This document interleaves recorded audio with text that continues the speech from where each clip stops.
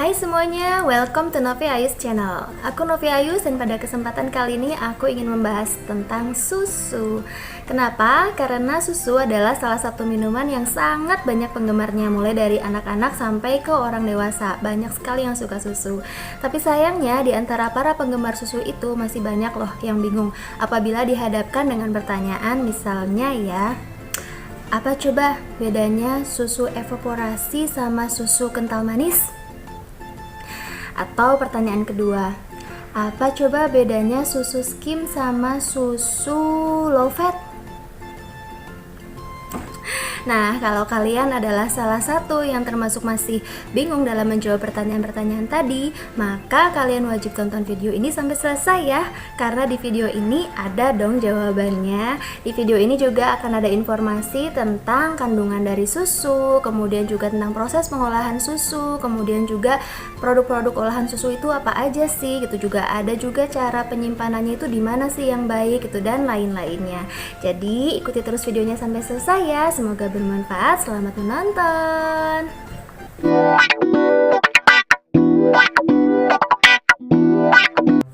Oke, seperti biasa kita mulai dari definisinya dulu ya.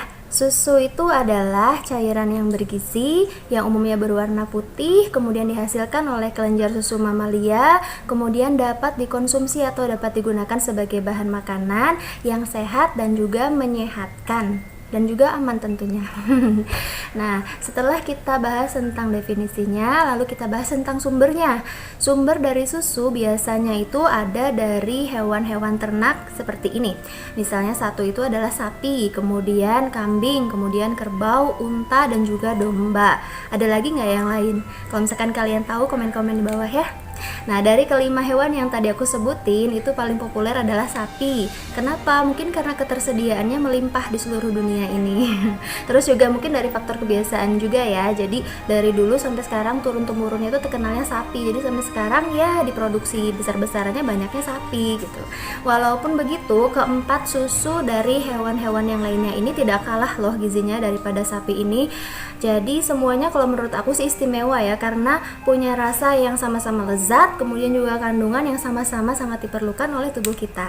Apa aja kandungannya? Yang pertama itu adalah laktosa, dan juga yang dua adalah lemak. Dua-duanya ini adalah sebagai sumber energi yang berguna banget untuk supaya tubuh kita itu berenergi, bisa bergerak ke sana ke sini dengan lincah dan sebagainya. Kemudian yang ketiga itu adalah kandungannya adalah protein. Protein ini adalah seperti kita tahu dia itu berperan untuk pembentukan sel, kemudian regenerasi sel gitu dan sebagainya. Lalu yang keempat dan yang kelima tentunya adalah vitamin dan juga mineral. Untuk lebih rincinya lagi seperti biasa aku sediakan bagan nih di samping. Nah, dari bagan itu kelihatan sekali bahwa susu itu ternyata terdiri dari air dan juga bahan kering. Bahan keringnya itu ada lemak, kemudian juga ada bahan kering non lemak. Bahan kering non lemak terdiri dari protein, laktosa, vitamin, enzim, mineral, dan lain-lainnya. Dari bagan itu juga bisa kelihatan nih kalau ternyata air itu adalah komponen yang paling besar dari susu sapi. Hampir semuanya ya, bukan hampir semuanya, besar sekali. Jadi nggak ada setengahnya lebih. Itu isi komponennya adalah air. Jadi air di sini tuh berfungsi sebagai pelarut dari bahan-bahan kering tadi. Asupan dari sapi, minuman dari sapi itu berkontribusi besar terhadap kandungan air yang besar kayak gini. Kemudian yang kedua itu adalah lemak. Lemak itu adalah komponen yang paling penting dalam susu sapi. Dia itu bentuknya adalah butiran-butiran. Butiran-butirannya ini terdispersi gitu ya. Jadi terdispersi itu menyebar pada larutan susu itu sebagai bentuk emulsi minyak dalam air. Nah, kalian tahu nggak jumlahnya butiran lemak yang ada dalam susu sapi itu per mililiternya berapa? Itu tuh bisa mencapai 2,5 sampai 5 miliar per mililiter susunya loh. Fantastik kan? Selain fantastik, tentu juga ini akan membuat deg-degan untuk orang-orang yang sedang diet lemak gitu ya. Nah itu, tapi nanti jangan khawatir, di akhir-akhir akan ada solusinya untuk yang sedang diet lemak. Kemudian kandungan yang ketiga adalah protein. Protein ini juga tidak kalah pentingnya. Ada 3 protein penting loh dalam susu ini. Yang pertama adalah kasein, kemudian yang kedua itu adalah laktalbumin, yang ketiga adalah laktoglobulin. Yang paling besar komposisinya itu adalah kasein. kasein. Sekitar 80% protein dalam susu itu adalah kasein. Kasein ini sering berikatan dengan kalsium, yaitu kalsium kaseinat, dan bentuk kalsium kaseinat ini lebih mudah diserap oleh tubuh daripada kalsium dalam bentuk sendirian. Seperti kita tahu, kalsium itu susah loh diserap oleh tubuhnya, perlu vitamin D dan macam-macam. Tapi kalsium kaseinat ini itu bentuknya mudah diserap oleh tubuh. Oke, terus juga protein ini kan mengandung asam amino. Nah, asam amino dalam susu ini sangat istimewa sekali. Dia mengandung 10 asam amino esensial dan juga non esensial. Yang kita tahu, asam amino esensial itu kan asam amino yang tidak bisa dibuat oleh tubuh kita gitu. Jadi kita harus mendapat asupan dari luar, sehingga kita harus mengkonsumsi ya makanan-makanan yang mengandung asam amino itu. Nah, dalam susu 10-10-nya itu ada. Jadi benar-benar bergizi banget itu susu ya. Kemudian yang selanjutnya kandungannya adalah laktosa. Laktosa ini adalah bentuk karbohidrat yang ada di dalam susu. Jadi dia itu salah satu kelompok gula-gulaan gitu. Gula ini berbeda sama gula pasir ya. Kalau gula pasir itu namanya sukrosa. Sukrosa sama laktosa itu ya sama-sama gula tapi beda gitu ya. Jadi kalau sukrosa itu rasa manisnya 6 kali lipat lebih manis daripada laktosa. Jadi di susu itu nggak terlalu manis gitu. Jadi bagi orang yang nggak suka manis, ini suatu keuntungannya. Jadi manisnya tuh hanya manda-manda sedikit kayak gitulah. Jadi semu-semu manis. Tapi kalau yang punya sensitif terhadap manis pasti bisa ngerasainnya. Nah, kemudian jangan lupa ya, kalau misalkan yang punya sensitivitas terhadap laktosa itu harus mengkonsumsi susu lain, karena sapi ini lumayan tinggi kadar laktosanya. Yang punya intoleransi terhadap laktosa bisa mengkonsumsi misalnya susu dari kedelai atau susu lain yang kadar laktosanya cukup rendah. Oke, kemudian selain laktosa dia juga mengandung vitamin dan juga mineral. Vitaminnya ada banyak, ada A, D, E, K yang udah terkenal larut dalam lemak, kemudian juga B1, kemudian juga B2, ada niacin, asam pantotenat. Kemudian mineralnya ya seperti kalsium, magnesium, fosfor, besi dan teman-temannya itu. Nah, mineral ini kan tadi ada natrium dan kawan-kawannya, itu memberikan rasa asin-asin gitu pada susu. Jadi susu tuh rasanya kompleks ya. Ada asinnya, ada manisnya, pokoknya enak lah ya. Aku sih suka banget. Nah, tapi susu itu karena kandungannya segitu kompleksnya, maka yang suka itu bukan cuma kita-kita aja tuh, tapi susu juga disukai oleh yang namanya bakteri. Jadi jangan biarkan susu berlama-lama di suhu ruangan, karena bakteri dapat dengan mudah mencampuri susu itu kemudian berkembang biak di situ. Jangan sampai ya. Nah, untuk menghindarinya maka kita harus menyimpannya di lemari pendingin. Lalu apa sih ciri-cirinya susu yang sudah terkontaminasi sama bakteri? Nah, itu bisa dilihat dari baunya. Bukan dilihat ya, berarti dicium. Bisa dicium dari baunya. Baunya itu akan terasa asam gitu ya. Kalau baunya aja asam, mungkin rasanya juga asam ya. Kalau aku sih belum pernah nyoba, tapi ya logikanya gitu. Nah, itu rasa asam itu karena adanya serangan bakteri terhadap gula laktosanya tadi. Kemudian selain baunya dan rasanya yang asam, itu biasanya akan terbentuk lapisan gitu ya. Jadi susu itu akan mengambang, ada ambang-ambangannya di atas itu adalah lapisan lemak yang memisah dari lapisan proteinnya. Kenapa? Karena dia itu sudah ada bakteri yang menghasilkan asam-asam, sehingga asam-asam yang dihasilkan oleh bakteri itu akan mengendapkan proteinnya dan jadinya akhirnya misah deh gitu. Nah, kalau susu kalian sudah seperti itu sebaiknya jangan diminum ya, karena akan mengakibatkan gangguan pencernaan pastinya. Nah, kemudian itu kan kalau misalkan susunya sudah sudah kita dapatkan, misalnya beli dan sebagainya. Nah, untuk menghindari kontaminasi dari bakteri juga itu harus dilakukan dari awal mula kita mendapatkan susu itu ya, dari para peternaknya juga sampai ke hasil produk jadi, itu semuanya harus tangani dengan benar supaya tidak ada bakteri yang ikut serta. Misalnya ya, kalau misalnya pas waktu diperah, kondisi sapinya harus dilihat nih, dia itu sehat atau tidak. Kemudian juga para peternaknya nih sehat atau tidak. Kemudian peralatan yang digunakan untuk memerah susunya itu juga harus bersih. Kemudian juga kalau sudah diperah, disimpannya di tempat yang bersih, kalau bisa di lemari yang berpendingin gitu ya. Kemudian jangan lupa dipasteurisasi sebelum diminum. Pasteurisasi itu adalah proses sterilisasi susu pada suhu kurang dari 100 derajat Celcius. Karena kalau lebih dari 100 100 derajat Celcius itu nanti akan pecah emulsinya tuh ya. Jadi harus di bawah suhu 100 derajat Celcius. Memang banyak sih, bukan banyak, ada yang beranggapan kalau misalnya minum susu sapi itu lebih baik segar gitu ya, jadi tidak usah dipasteurisasi karena takut vitamin-vitaminnya itu banyak yang rusak karena pemanasan gitu ya. Terus juga bukan vitamin, mungkin mineralnya juga atau kandungan yang lainnya jadi berkurang, jadi manfaatnya kurang. Nah, jangan khawatir karena pasteurisasi itu adalah cara untuk menghilangkan bakteri. Jadi kita kan belum tahu tuh sapinya tuh apakah terinfeksi bakteri atau tidak, kemudian sudah sempat bersentuhan dengan udara kan susu yang diperahnya itu, jadi takutnya udah ada bakteri yang ikut di situ, nanti berkembang biak. Kalau misalkan sampai ke minum berkembang biaknya di perut gimana? Jadi lebih amannya mendingan kita pasteurisasi aja dulu ya. Oke, kemudian kalau misalnya susunya itu untuk diolah di pabrik nih, bagaimana caranya untuk agar tidak ada bakteri yang ikut? Nah, jadi dari pabrik itu kontainer-kontainernya atau tangki-tangkinya itu juga harus bersih, kemudian harus berpendingin gitu ya, kemudian ada tutupnya sehingga tidak ada bakteri yang masuk.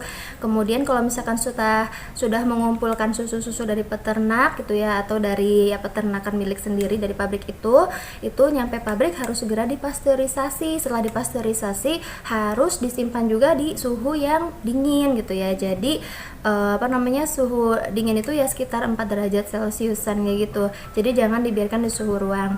Nah, kemudian dari susu yang sudah dipasteurisasi ini yang di pabrik itu bisa diolah menjadi jenis-jenis susu yang lain. Jadi dia itu akan diolah misalnya menjadi susu UHT dan sebagainya. Pengolahan lanjutan dari pabrik ini tujuannya antara lain itu adalah untuk supaya belibet banget ya. Jadi dia itu supaya mendapatkan produk yang lebih beraneka ragam, kemudian juga meningkatkan kualitasnya, kemudian dapat meningkatkan gizinya juga, kemudian dia itu dapat mempermudah pengemasan dan juga transportasinya, kemudian juga menambah nilai tukarnya dan nilai daya guna dari bahan mentahnya. Oke, sekarang kita ke jenis-jenis dari olahan susu. Yang pertama itu adalah tadi ya, susu pasteurisasi. Susu pasteurisasi itu adalah susu yang telah dipanaskan pada suhu kurang dari 100 derajat Celcius. Ada dua metode pasteurisasi yang biasa dilakukan. Yang pertama itu adalah HTST. Takut salah sebut karena ini singkatan. Jadi HTST itu adalah high temperature short time. Jadi dia dipanaskan pada suhu yang tinggi tapi suhu waktunya rendah, waktunya sedikit gitu ya, yaitu pada suhu 72 derajat Celcius hanya selama 15 detik. Cara pasteurisasi yang pertama ini adalah cara yang paling banyak digunakan di dunia. Kemudian yang kedua itu adalah memakai metode LTLT, berarti long time low temperature, yaitu waktunya itu lebih lama tapi temperaturnya rendah, biasanya sekitar 65an derajat Celcius gitu ya, itu tapi selama 30 menit, itu lebih lama. Dari susu pasteurisasi ini hasilnya adalah susu-susu yang biasa kita dapat temukan di swalayan-swalayan di lemari pendinginnya tentunya. Nah, kalau kalian membeli susu jenis pasteurisasi ini setelah nyampe rumah jangan disimpan di suhu ruangan, harus disimpan di lemari pendingin lagi, karena dia kalau misalkan di suhu ruangan takutnya ya itu tadi ada cemaran bakterinya. Lalu apabila setelah dibuka itu susu yang sudah dituangkan ke gelas itu harus segera diminum ya. Jadi jangan dibiarkan berlama-lama ya, maksimal sekitar 2 jaman kayak gitu, harus ada di ruang 2 jam gitu ada di ruangannya. Kalau misalnya lebih dari 2 jam takutnya sudah ada bakteri yang berkembang biak. Kemudian sisa susunya harus segera dimasukkan lagi ke kulkas dan itu mempunyai ketahanan sampai dengan 5 hari. Kalau misalkan masih belum dibuka mah biasanya itu 1-2 mingguan ya. Kalau dari pabriknya mungkin 2-3 mingguan. Ya begitulah. Kemudian yang kedua itu adalah susu homogenisasi. Apa itu susu homogenisasi? Sesuai dengan namanya ya, berarti dia susunya dibuat menjadi lebih homogen. Homogen itu berarti ada proses pemecahan molekul-molekul atau butiran-butiran lemak dalam susu itu menjadi bentuk yang lebih kecil-kecil lagi. Tujuannya adalah agar ketika disimpan susunya itu tidak memisah. Jadi dia itu akan nyampur aja, jadi homogen, jadi nggak akan ada lapisan atas dan lapisan bawahnya gitu.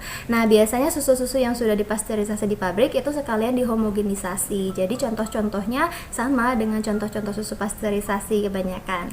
Kemudian yang ketiga adalah susu steril. Susu steril ini adalah susu segar yang kemudian disterilisasi pada suhu sekitar 100 derajat atau lebih, ya di atas titik didihnya susu itu ya, selama 30 menit. Nah susu steril ini biasanya dikemasnya itu di dalam kaleng, sering lihat ya di dalam kaleng. Jadi dia itu sterilisasinya akhir.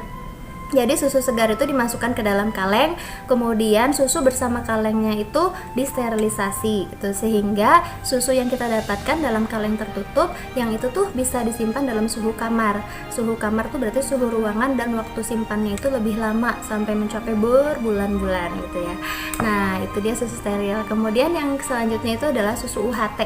Susu UHT ini sebenarnya sama ya, hampir sama dengan susu steril, tapi kemasannya biasanya bukan kaleng, yaitu kemasannya adalah kertas yang biasanya Tetra Pak kayak gitu ya. Tetra Pak itu memiliki 6 lapisan. Jadi dia bahannya itu terbuat dari polietilen, dari kertas, dan juga dari aluminium foil.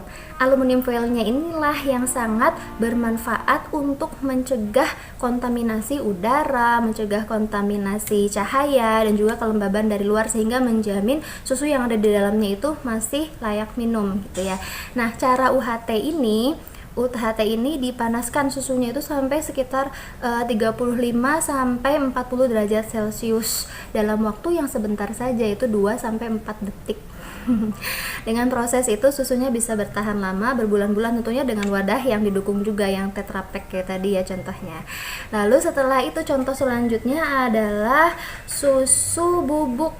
Susu bubuk ini adalah susu yang dia mengalami proses penguapan sehingga dia hasil akhirnya itu berbentuk bubuk. Bentuk ini sangat disukai karena memudahkan penyimpanannya dan juga tahan lama gitu. Nah terus produsen-produsen susu itu banyak yang menambahkan zat-zat gizi di dalam susu bubuk ini. Misalnya susu bubuk bayi aja ya, susu formula bayi itu kan bubuk.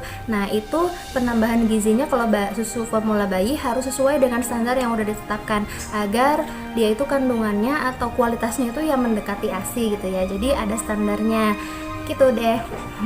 Kemudian yang selanjutnya setelah susu bubuk itu adalah susu apa lagi ya? Susu evaporasi. Nah susu evaporasi ini menarik sekali loh. Jadi dia itu susu yang diuapkan gitu ya, mengalami penguapan sampai si airnya itu berkurang banyak sekali. Jadi air yang tersisa itu hanya 40%-nya saja. Biasanya dia itu kemasannya juga kaleng sehingga tahan lama nantinya. Jadi hampir sama dengan susu sterilisasi tadi ya. Susu segar dimasukkan ke dalam susu segar diuapkan sampai airnya itu tersisa 40% aja, kemudian habis itu disterilisasi bersama kaleng-kalengnya. Nah susu evaporasi ini malah dia itu tidak ditambahkan gula. Itu yang membedakannya dengan susu kental manis. Nanti setelah ini kita ke bahasan susu kental manisnya ya. Nah jadi susu evaporasi ini menurutku uniknya itu, jadi dia itu bisa sebagai sirup gitu loh. Jadi kita hanya melarutkan beberapa bagian susu dengan beberapa bagian air, kemudian setelah dilarutkan kita bisa meminumnya seperti layaknya susu cair yang pasteurisasian kayak gitu. Jadi susu siap minum, jadi udah nggak kental lagi karena sudah berkurang kadar airnya menjadi 40% tadi, maka bentuknya kan kental gitu ya, dan warnanya itu agak gelap karena ya dia melalui proses pengurangan air dan menjadi pekat gitu ya. Nah itu susu evaporasi itu seperti itu. Jadi nanti yang tadi pertanyaan di depan itu sudah bisa kejawab ya. Lalu selanjutnya adalah susu kental manis. Susu kental manis ini yang seperti aku bilang tadi, dia itu hampir sama dengan susu evaporasi, cuman di dalam prosesnya itu ditambahkan gula. Setelah hilang 60% kandungan airnya, ada penambahan gula sebanyak 40-45%, sehingga dia rasanya pasti sangat manis dan bentuknya itu kental sekali ya. Makanya sering disebut sebagai condensed milk atau susu kental manis. Seperti itu. Nah itu dia jenis-jenis atau olahan-olahan dari susu. Kemudian selanjutnya kita ke jenis-jenis susu berdasarkan kandungan lemaknya. Nah, ini dia nih yang ditunggu-tunggu oleh yang sedang diet lemak. Jadi, jenis-jenis susu berdasarkan kandungan lemaknya itu ada yang namanya susu murni atau whole milk. Susu murni atau whole milk adalah susu yang dia itu masih mengandung lemak susu. Jadi lemak susunya tidak dipisahkan gitu ya. Jadi ya apa adanya itu, seperti itu. Kandungan lemak susunya itu antara sekitar 3,5%. Nah, kemudian yang kedua itu adalah susu yang dikurangi lemaknya.